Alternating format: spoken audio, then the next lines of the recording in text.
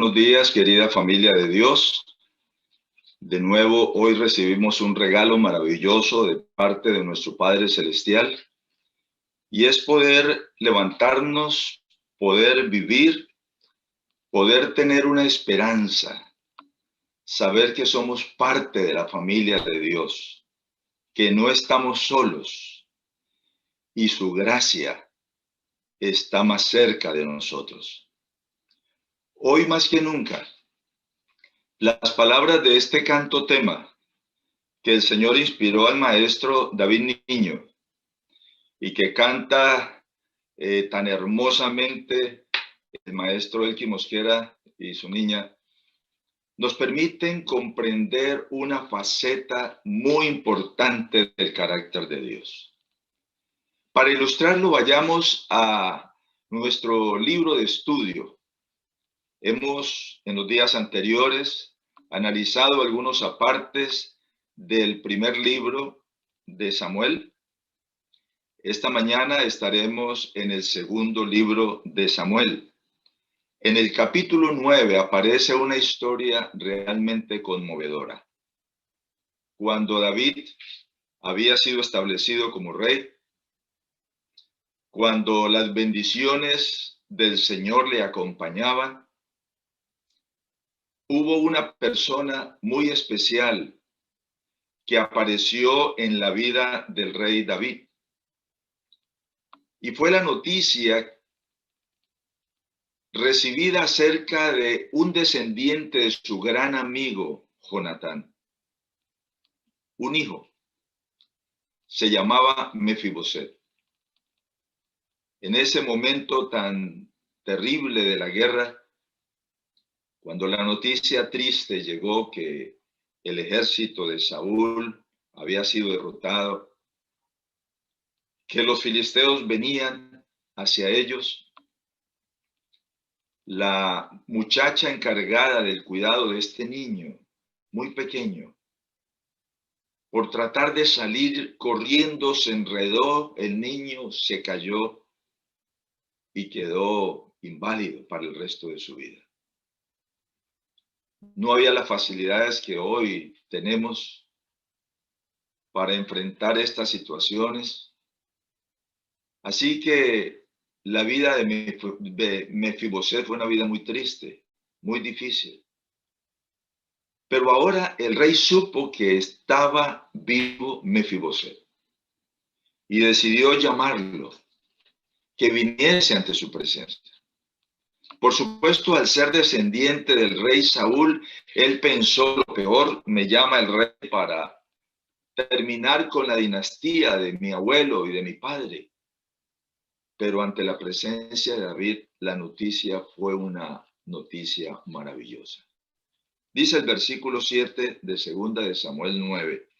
Y David le dijo: no tengas miedo, que por el gran aprecio que le tenía a tu padre, voy a tratarte con mucha bondad.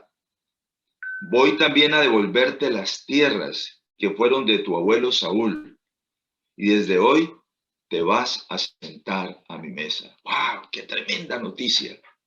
Él ahora, sentado a la mesa del rey, no lo podía creer.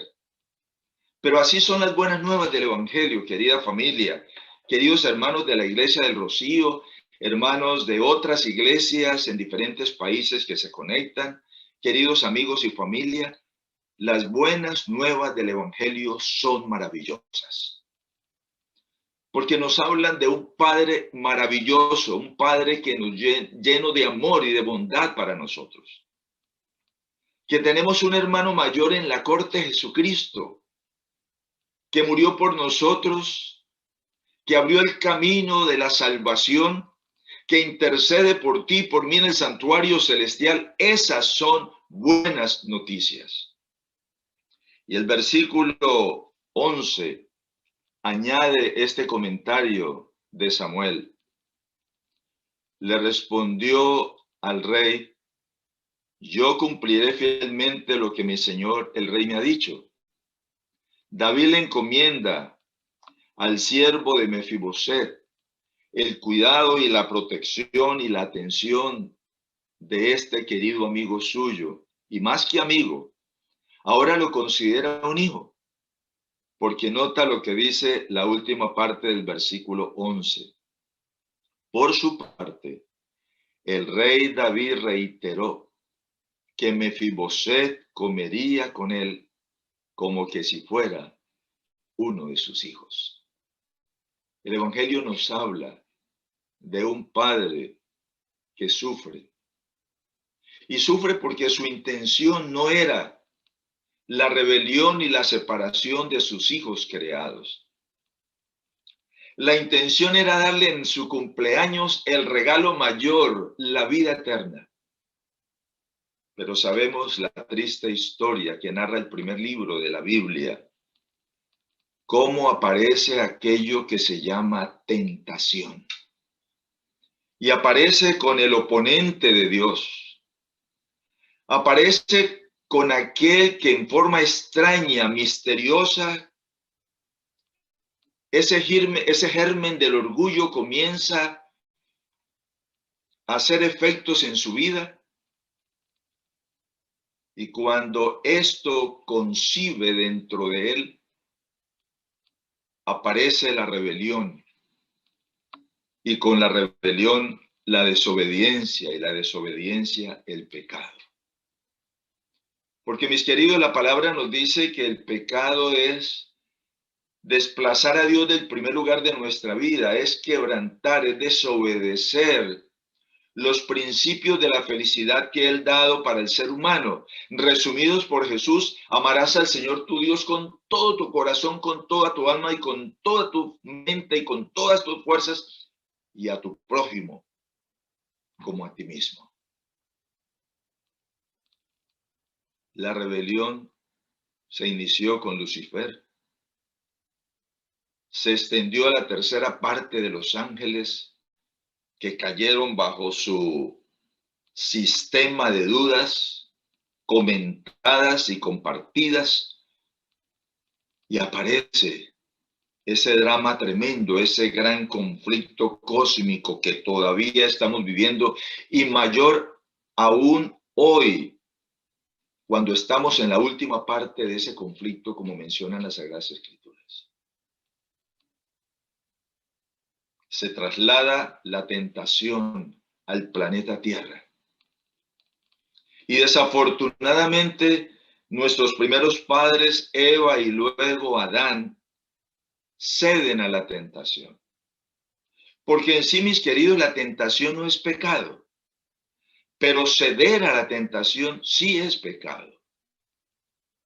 Y cuando aparece el pecado, la desobediencia, aparece también el resultado terrible del mismo, como es la muerte y la separación de Dios.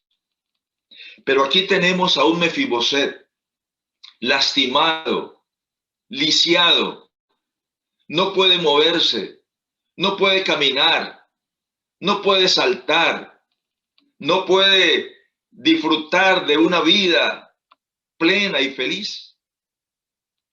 Y cuando se sentía abatido, cuando se sentía desanimado, cuando sus fuerzas estaban menoscabadas, aparece la buena noticia. Aparece la bondad del rey. El rey que lo invita a palacio, el rey que lo invita a vivir con él, el rey que le invita a comer con él. Mis amados hermanos, de nuevo la noticia es que cuando apareció el pecado, sobreabundó la gracia de Dios. Por eso, si tus pecados y los míos son del tamaño de este escritorio, la gracia del Señor es del tamaño de esta habitación. Si tus pecados y los míos son del tamaño de Estados Unidos, la gracia de Dios es del tamaño de todo el planeta Tierra. Esta gracia de Dios es abundante y apareció para darnos la esperanza, para permitirnos comprender que el Dios de amor ha trazado un plan, ha trazado un camino de reconciliación que nos permite volver a ese estado original, en el cual muy pronto, cuando Jesús regrese, recibiremos ese regalo maravilloso del Padre Celestial, la vida eterna. Amén. ¿Lo creemos? Si lo creemos esta mañana, lo experimentaremos y lo veremos por la gracia del Señor. Nosotros somos ese Mefiboset. ¿Quién de nosotros no nos hemos equivocado? ¿Cuál de nosotros no hemos pecado?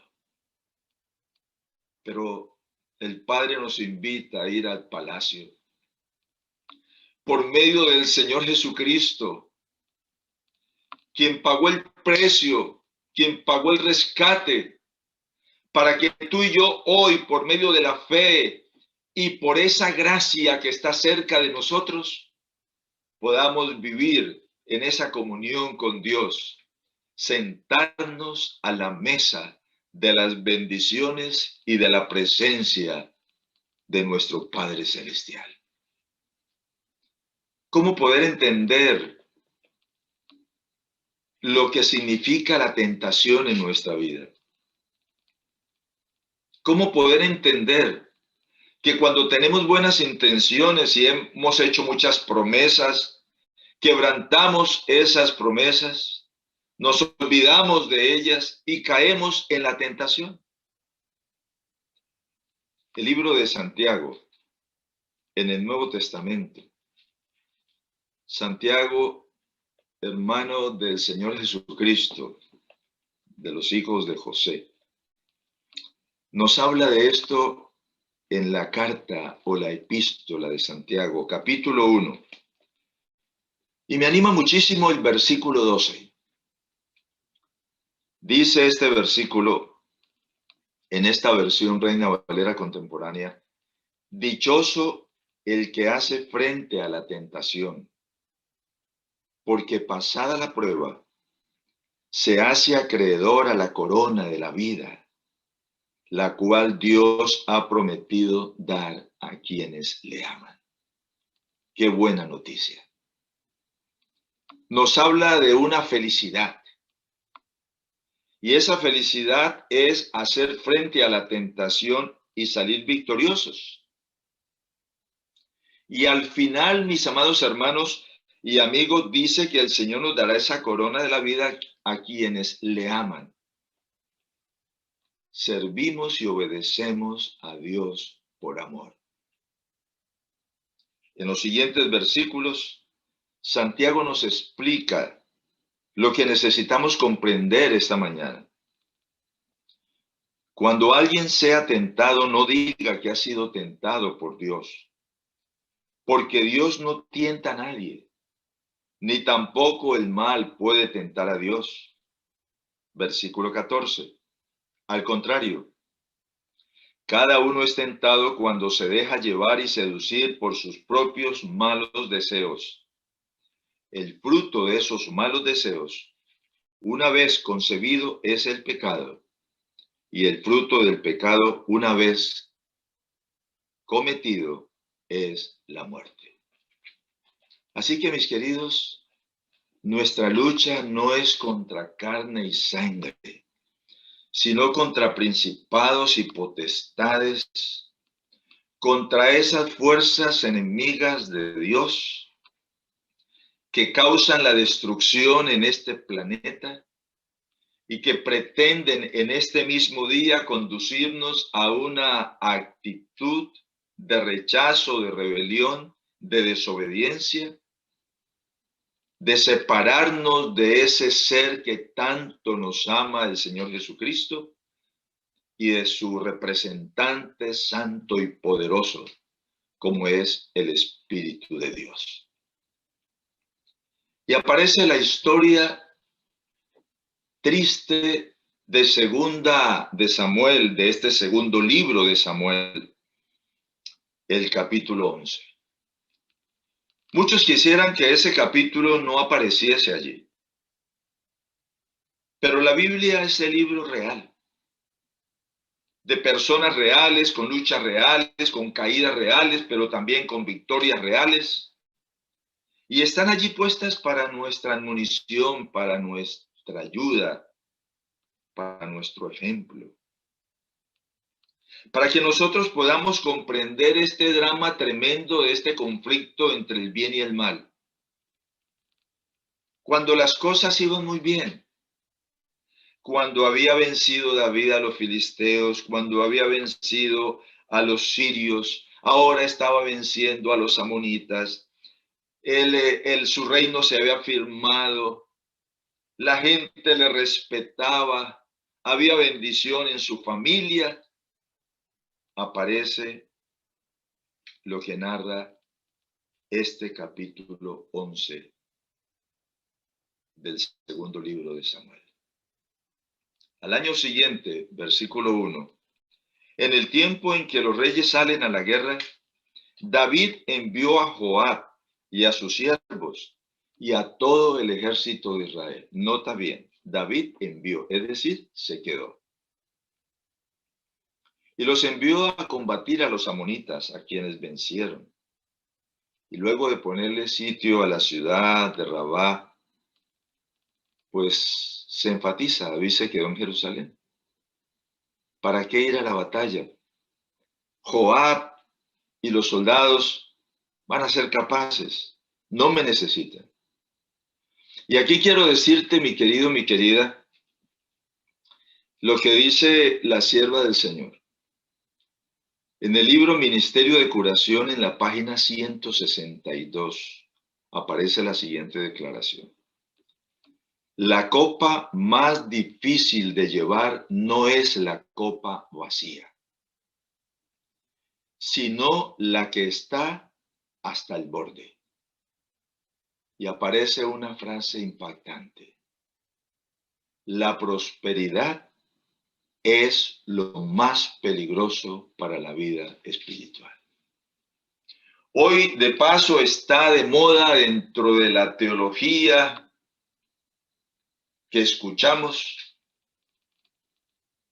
en la predicación de muchos púlpitos, en muchas iglesias cristianas, la famosa, entre comillas, teología de la prosperidad. Vienes a Dios, le clamas a Dios, Dios te va a dar cosas. Buscamos a Dios por las cosas como los panes y los peces en los días de Jesús. Venimos para exigirle a Dios que como yo le estoy devolviendo los diezmos y las ofrendas o estoy contribuyendo grandemente a su causa, soy merecedor de esto.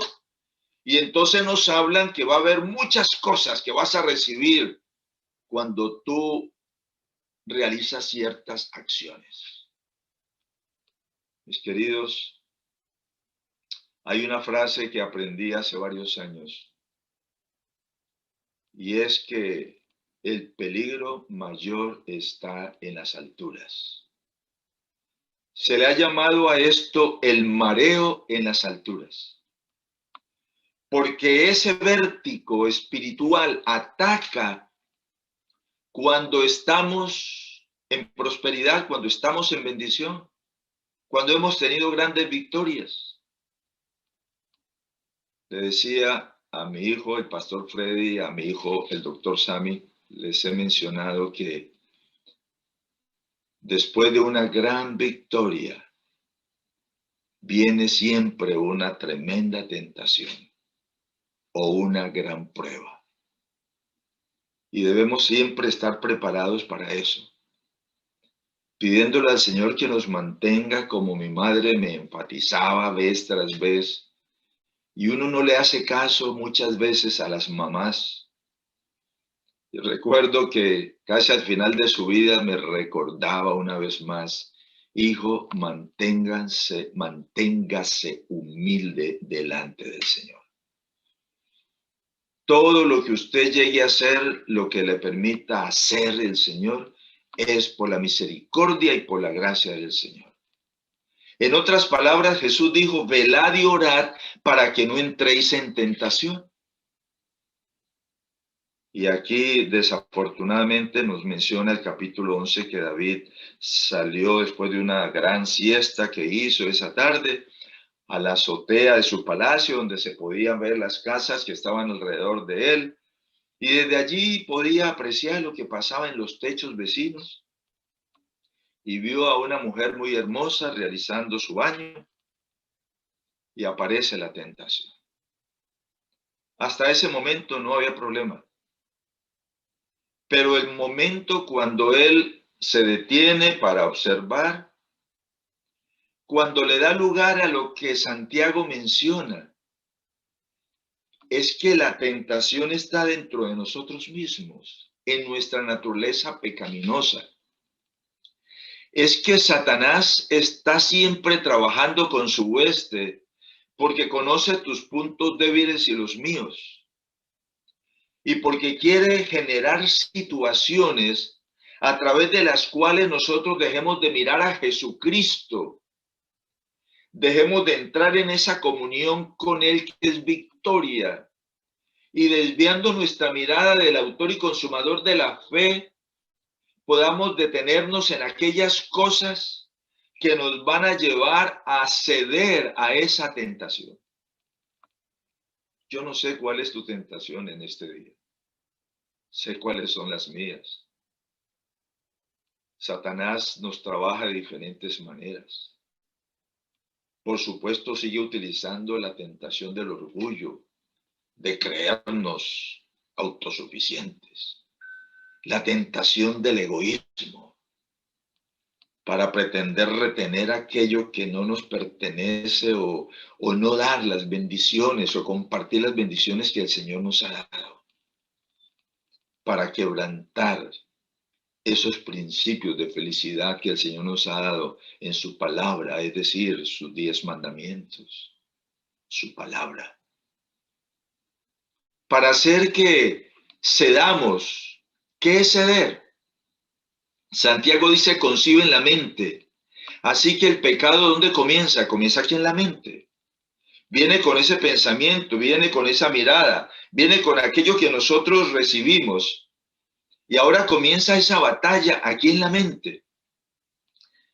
Esa batalla del mal para que nosotros vayamos en contra de la voluntad del Señor y entremos en desobediencia y en pecado. La batalla del Espíritu Santo a través de nuestra conciencia es para que nosotros podamos escuchar la voz del Señor, para que no entremos y caigamos. Por eso Jesús en la oración modelo nos dice que oremos al Señor cada día: Padre, no me dejes caer en tentación, mas líbrame del mal. Y desafortunadamente David cedió a la tentación. No solamente la concibió en la mente, la acarició, sino que entró en acción, mandó a llamar a esta dama. Y ustedes conocen el resto de esa historia que narra allí Samuel en el capítulo 11. Cuando todo aquello se realizó, un momento de placer, y así es la tentación. Aparentemente todo estaba muy bien. Ella se fue a su casa, pero aparecieron las consecuencias. La dama quedó embarazada, le hace saber al rey David, y entonces David trató de hacer como generalmente nosotros tratamos de hacer. Vamos a arreglarlo a nuestra manera. No hay arrepentimiento genuino, no hay confesión genuina a Dios, no hay apartarse de esa situación.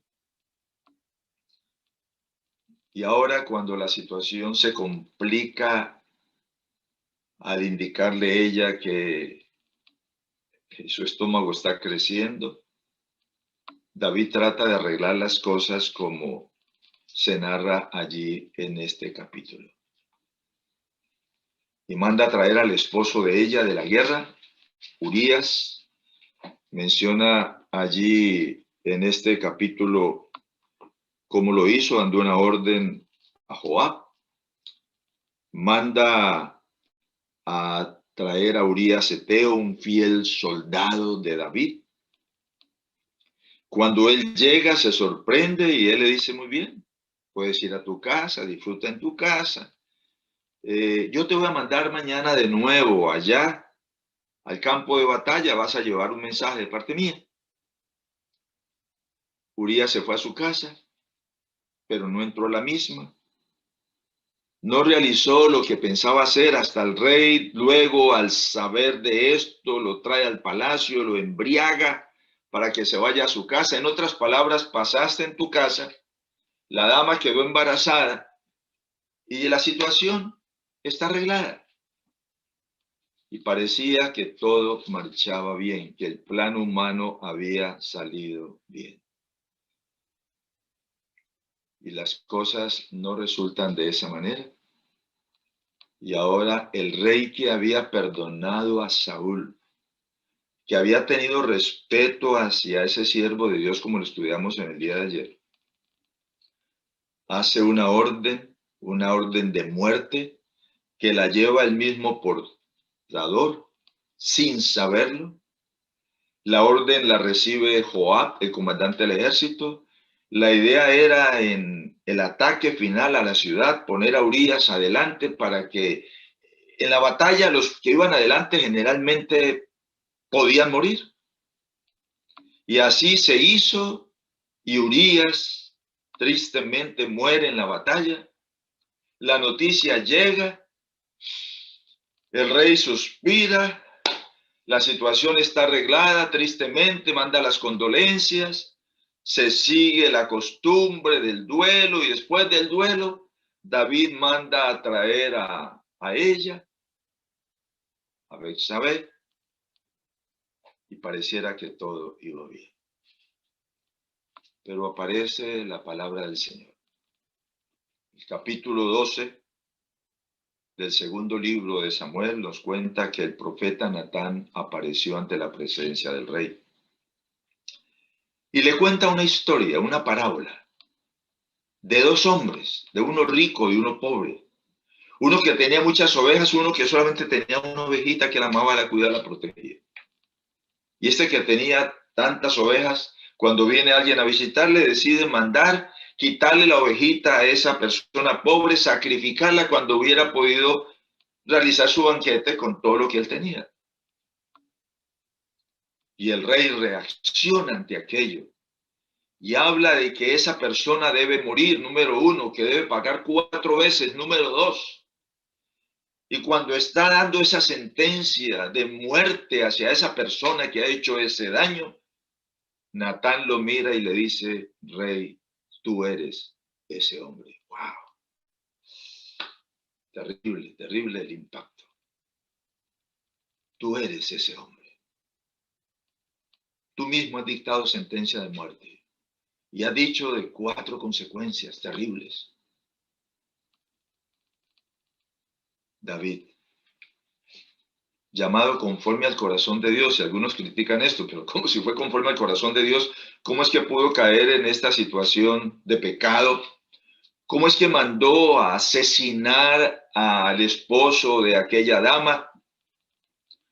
¿Cómo es que desobedece la palabra del Señor? Y más que el pecado de David con Betsabé y de asesinar el esposo de Betsabé, a Urías Eteo, era el pecado de él como el líder, como el siervo de Dios, haber tomado esa función para quebrantar el mandato de Dios y para traer dolor, para traer vergüenza hacia la causa de Dios, para que muchos se pudieran envalentonar y decir: bueno, si eso lo hizo David, yo también lo voy a hacer.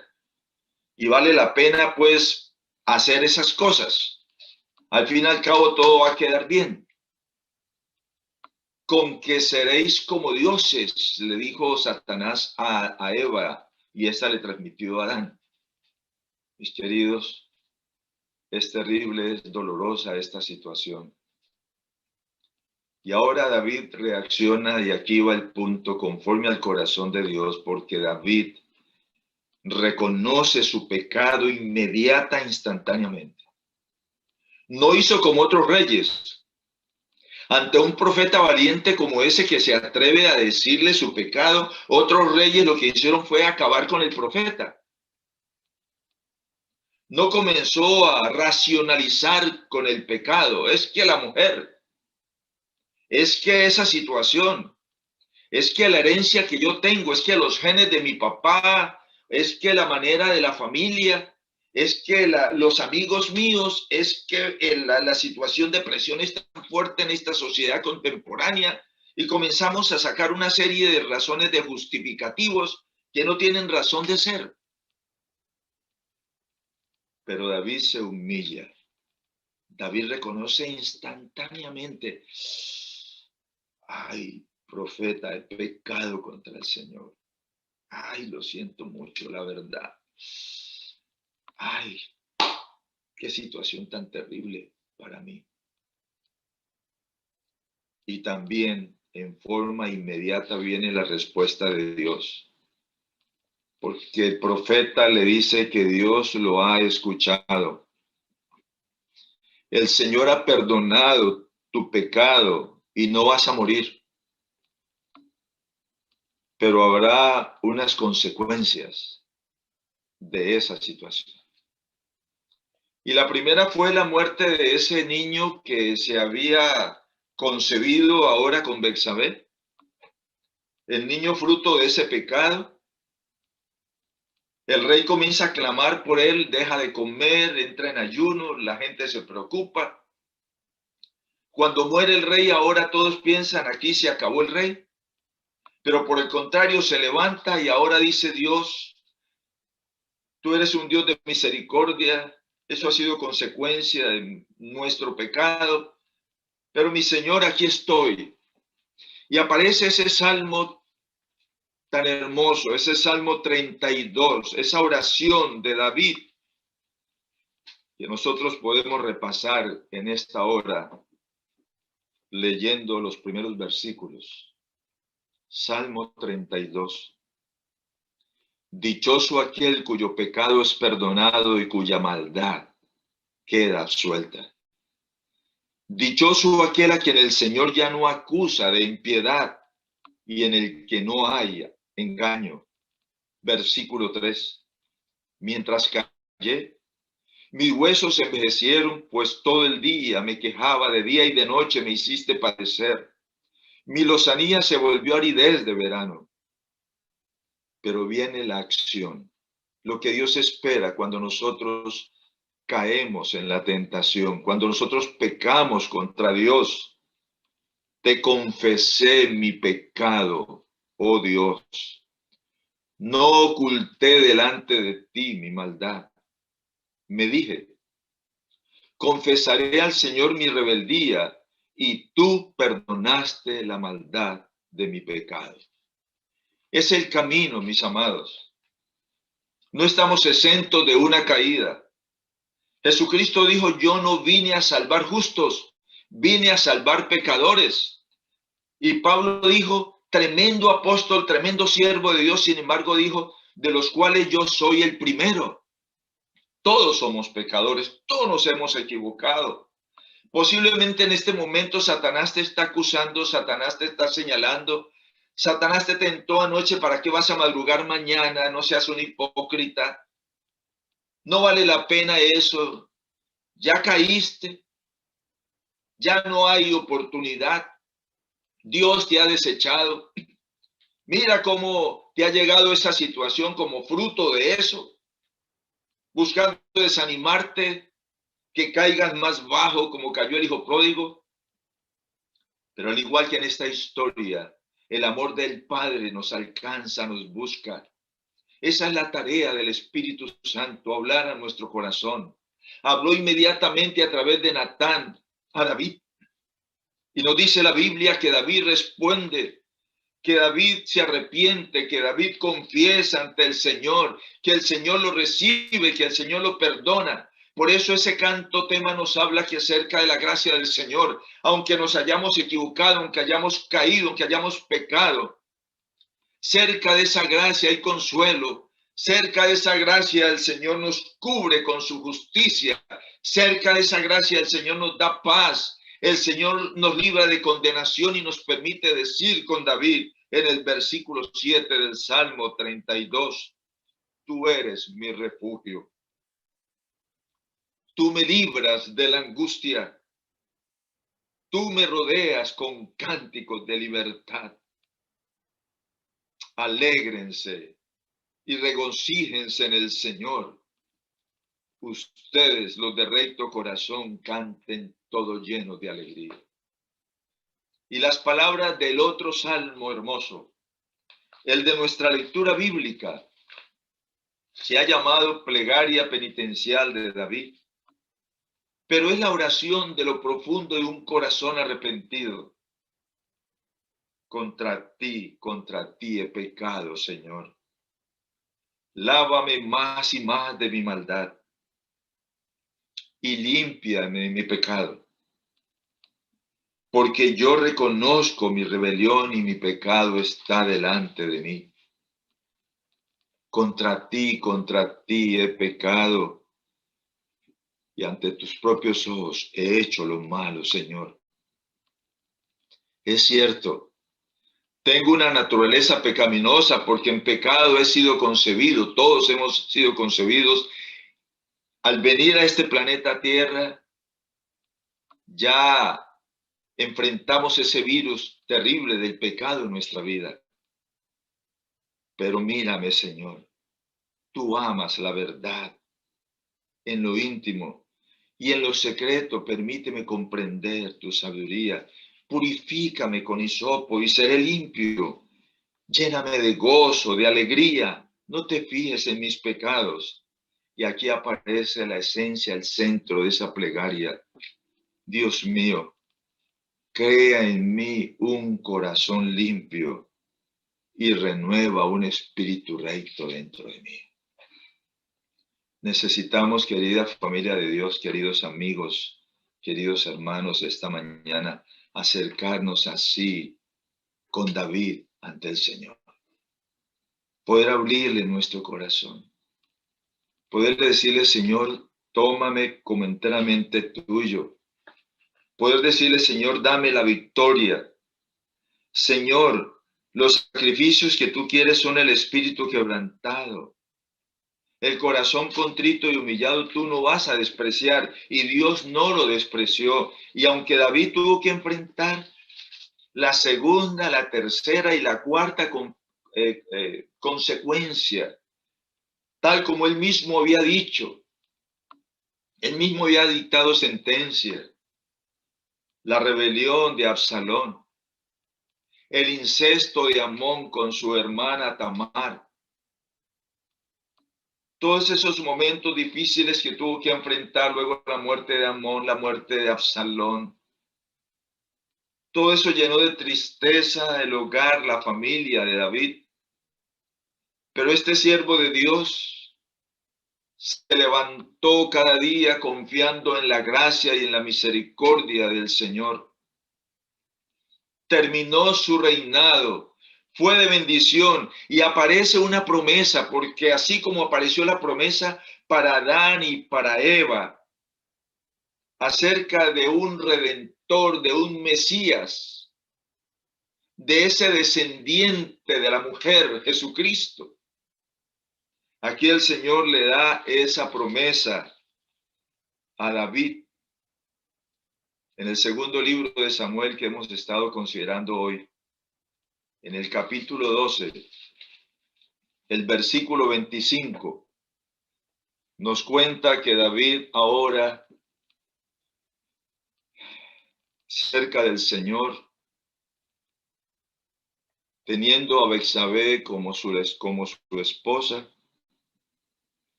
Dios manifiesta su misericordia, y es que la gracia de Dios es tan abundante.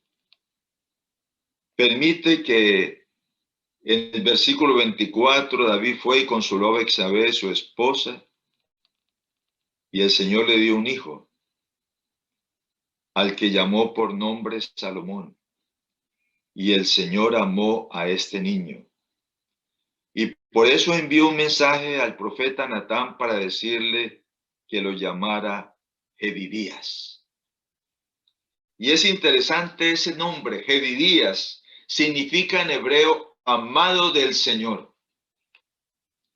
El Señor le dice a David y a Betsabé, los he perdonado, les da hoy este hijo, va a ser un hijo amado, este hijo va a traer gloria a Israel, este hijo va a construir el templo que tú, David, querías construirme, va a completar la edad de oro en el pueblo de Israel, amado por Dios. Y quiero decirte, mi querido, mi querida, hoy, que a pesar de esa falla, a pesar de esa equivocación, a pesar de esa situación dolorosa y triste, hoy al venir al Señor, hoy al confesar al Señor, hoy al entregarnos al Señor de todo corazón, hoy al pedirle que crea un nuevo corazón en nosotros, que nos llene de su Espíritu Santo, que haga posible dos cosas en nuestra vida: estudio ferviente de la Biblia y una fe viviente en Cristo Jesús. Estudio ferviente y fe viviente. Y cuando nosotros nos acercamos al Señor, entonces tú y yo esta mañana somos llamados Gedirías, amada por Dios, amado por Dios. Qué maravillosa noticia, qué buen comienzo de este día, qué bendición tan grande a la que el Señor nos ofrece hoy, al saber que en el Señor somos victoriosos. Y el Señor anhela que tú y yo podamos entrar en esa relación de pacto con Él. Y el apóstol San Pablo nos recuerda en Filipenses la siguiente acción para realizar. Olvidando lo que queda atrás, Filipenses 3, me extiendo a lo que está delante. Voy a olvidar por la gracia del Señor mi fracaso, mis rebeliones, mi pecado. Y aunque tengamos en algún momento que recordar aquello porque viene el pensamiento, recordemos que el Señor ha escrito al lado de eso, perdonado. Y más que eso, que el Señor dice a través del profeta que el Señor se ha olvidado de eso y lo ha puesto en lo profundo de la mar. Y el Espíritu Santo nos recuerda que ahora somos amados y amadas por Dios, que no tienes que vivir en ese estado de condenación, en ese estado de culpabilidad, que ahora podemos caminar en victoria con el Señor, olvidando lo que queda atrás. Me extiendo a lo que está delante. Lo que está delante es lo que importa.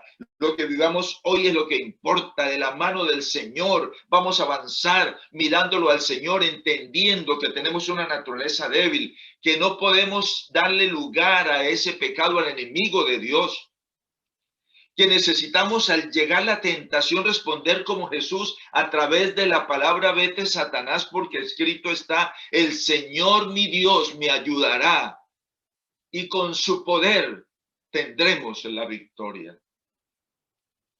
Y en ese hermoso libro, El deseado de todas las gentes, Ellen White, en el capítulo No se turbe vuestro corazón, un capítulo que vale la pena volver a leer el resto de esta semana.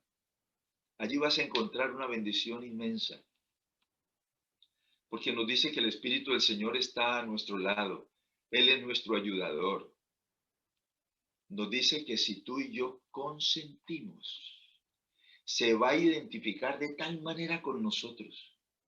El Espíritu Santo va a hacer un cambio en esa naturaleza, va a tocar las emociones, va a purificar nuestros pensamientos, va a darnos esa fuerza poderosa en la voluntad, para que unida nuestra voluntad débil con la voluntad poderosa del Espíritu Santo obtengamos la victoria y el nombre del Señor Jesucristo sea glorificado. Y al final de todo, con esa promesa hermosa con la cual comenzamos en el libro de Santiago, nosotros podamos alabar al Señor diciendo hoy: feliz, dichoso el que hace frente a la tentación, porque pasada la prueba, se hace acreedor a la corona de la vida, la cual Dios ha prometido dar a quienes le aman.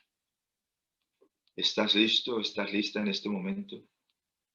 Cediendo al llamado del Espíritu Santo para hacer una entrega completa de tu vida y de mi vida al Señor, para rogarle que Él pueda vivir en nosotros, que Él produzca en ti y en mí ese cambio.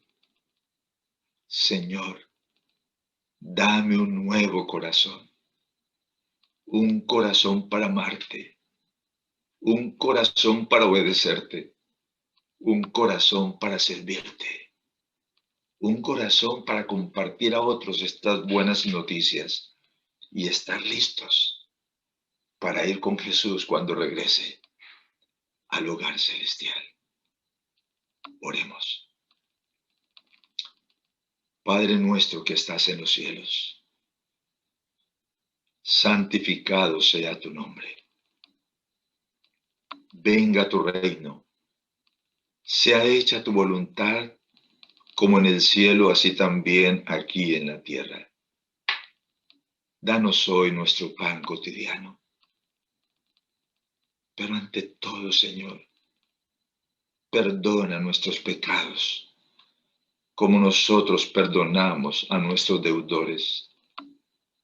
Y por favor, no nos dejes caer en tentación. Líbranos del mal. Porque tuyo es el reino, Señor. Porque tuyo es el poder. Porque tuya es la victoria. Y nos entregamos a ti. Levantamos nuestra mano en este momento. Tómala, Señor. No nos sueltes en el camino, Señor Jesucristo. Permítenos caminar en victoria con mis hermanos y amigos de aquí en adelante para glorificar tu nombre. Porque tuyo es ese reino, ese poder y esa gloria. Y nosotros, Padre, nosotros, Señor Jesús, nosotros, Espíritu Santo, queremos vivir con ustedes por los siglos de los siglos. Y todos decimos, amén.